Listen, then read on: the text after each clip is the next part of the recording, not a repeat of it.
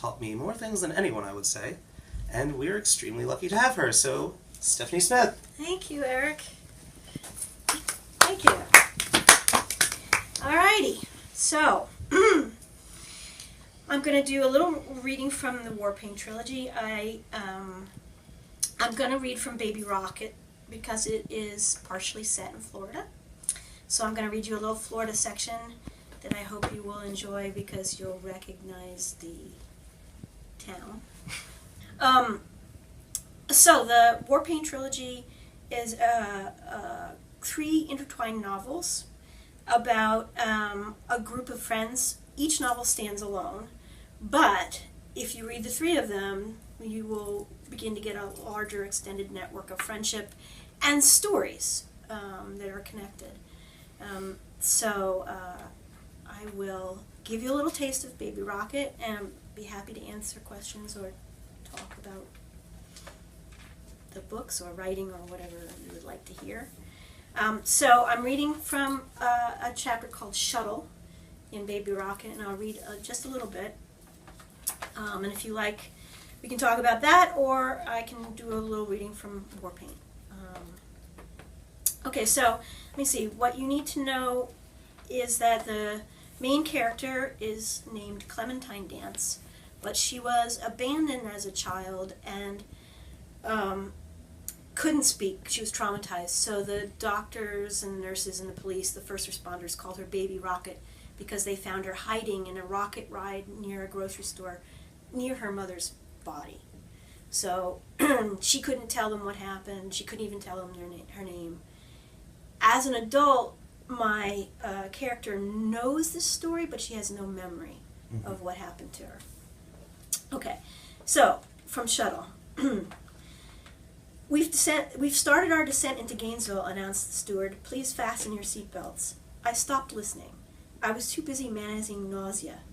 Leah had been right. I should have flown into one of the major airports rather than taking the shuttle down from Atlanta. But I'd been infatuated with the idea of a stairway rolled up to a hatch across tarmac, and I stepping out into the propeller's rush. So much for that fantasy. We bumped and pitched. My ears popped. But then, mercifully, the wheels made contact, and we roared into Florida, fishtailing to a halt, then off to a lone building in a flat field surrounded by scrawny pine trees. I stared out the window, Miss Gloomypuss. I was so flat.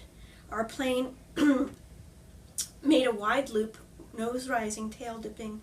The propellers powered down, and in a few minutes, I did, in fact, step out onto tarmac.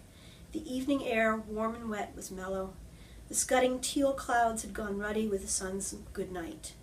Leah met me just inside the terminal. Seeing my face, she said, "Bad flight." "Bad landing.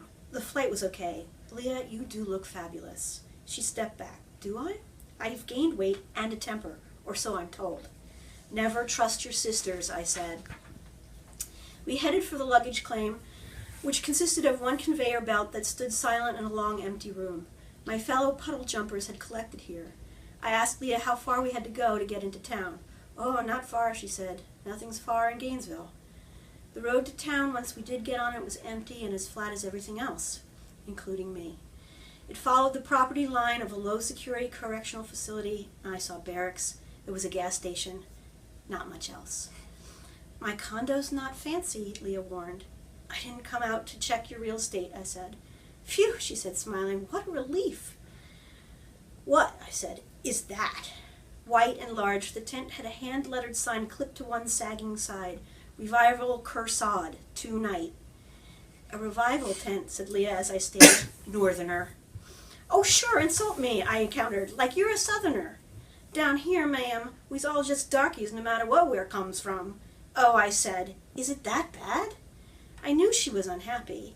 Overworked, angry, tired, Leah was a Jamaican whose university colleagues seemed to believe that she was an African-American from Chicago, New York, or L.A., as if a well-educated black woman couldn't have come from anywhere else.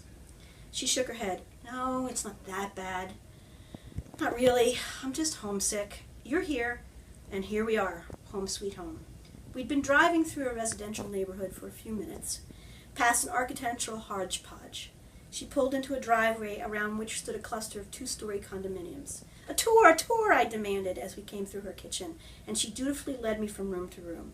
Very nice, I said. More square feet than I have, that's for sure. And not like, I guess, Florida at all. Oh? She clicked her tongue as her sisters did. And what would that be? Oh, I don't know, I said. Flamingos? They're in the bathroom on the shower curtain. I laughed. After I settled my things in the guest room, we went out for supper. Leah complained about the gastronomic choices available in town, promising me better food in St. Augustine. Though I can't vouch for the Space Coast, she said.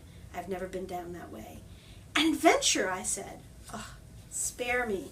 I told you about my trip out to that plantation, didn't I? Oh, right, sure. I remember. Now, do you want to know what was out on the plantation, or shall I stop there? I would like to know. Yeah, me too. Okay. When Leah had first moved to Florida, she'd been a happier person. For one thing, she'd had Gary Van Gelder, but the relationship fell apart. The turning point came during a visit she and Gary had made out to an historical site. It was his idea. He wanted to see a pre-Civil War plantation, and she, being a historian, should have been interested, according to Gary. Never mind that her PhD was in 5th century Roman history. The site was at the end of a state forest road, unpaved for the last mile, so far out onto one of those intercoastal bayous that she was sure they'd taken a wrong turn somewhere. The plantation itself was, she said, magnificent. A standard Greek revival house faced a long, rolling lawn down to the lazy water. Armadillos fornicated in the grass under sweeping live oaks, festooned with Spanish moss. It wasn't until she and Gary strolled out to the ruined slave quarters, unreconstructed, that Leah began to get, well, irritable. Why, if they'd taken all the trouble to restore the big house, hadn't they done the same for the slave quarters? It would be easy enough. Or wasn't it important? And if it wasn't important, why not? Gary tried to ignore her until they rounded a corner on their way back to the car and came across a van full of white teenagers who started shouting, "Hey, nigger, what are you doing with that white boy?" That was bad enough. But Gary tried to make light of it. Later, he even tried to believe he heard those boys wrong, that they'd said something, well, less offensive. When he tried to persuade Leah of this, it was the end. So that's what happened out at the plantation. So that just gives you a little taste of my character and her friend, but also gives you a sense that, well, Gainesville made it into the book. There's a little bit more of Gainesville, and then she goes to St. Augustine. Cool. Yeah. Yeah. Very nice. Huh? I like how depressing Gainesville Airport comes across. You know, this is a few years back, but it's still pretty depressing when you fly in. Oh, Gainesville. But my character is on her way to Florida to meet her mother's twin sister, who she didn't know that she had no idea that she had a twin sister. And so things get kind of hairy after that, because it turns out her mother had some secrets. So. Was the Leah character based on a... You don't have to tell me if it was based on a professor, but... Not here. Okay. It's based on a friend of mine. Okay. She teaches in Michigan. She is a Jamaican, and she has one sister. So I played with her life a little bit. But Leah's anger and shuts, that's me. Yeah. That's comes from me. But my friend Sandra and I did go out to that plantation, and some white boys did yell at us, and it was not fun. No. No. So that did happen. Just not, I wasn't a boy. But Yeah. Yeah. And we were pretty rattled because we were way, way out there, and, you know, we didn't know who these teenagers were, what they were doing, or it was not fun. Yeah, I can imagine. No. So. So that actually, a lot of what happens in all three of these novels has in fact happened in some form or another. Mm-hmm. So I'm following Fitzgerald in that way. I'm being very much like Scotty in that sense. I make some things up, but a lot of what happens in these books did happen in some form. So. And you said the release of Content Burns is March March 1st. 1st. Mhm. Oh, that's my birthday. Wow. Cool. Well, Are you working on any other projects? Yes, I am. No. I am working on a second trilogy. I have one done, Wow. and I have the second one more or less drafted. I've been working on it this weekend. And I have an idea for the third one. And they will be connected, so there'll be 6 of them. I'm hoping there will eventually be 9 of them. That's awesome. So the second trilogy, at the end of Content Burns, there's a minor character who's introduced who becomes a friend of the protagonist. He's an actor, and he's at that point in a lot of actors' careers where they're like, well, I'm sick of what I've done. I'm this age. What do I do? What do I do from here? And so he's just a minor character at the very end of Content Burns who makes friends with her, and she begins to.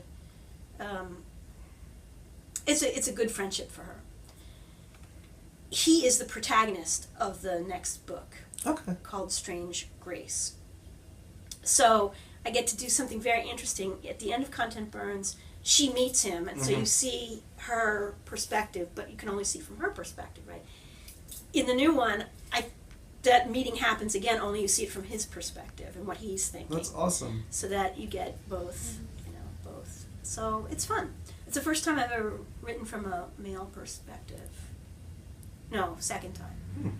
But, yeah. I just want you to know how daunting all of these trilogies are to me since I've been working on the same novel for 7 years.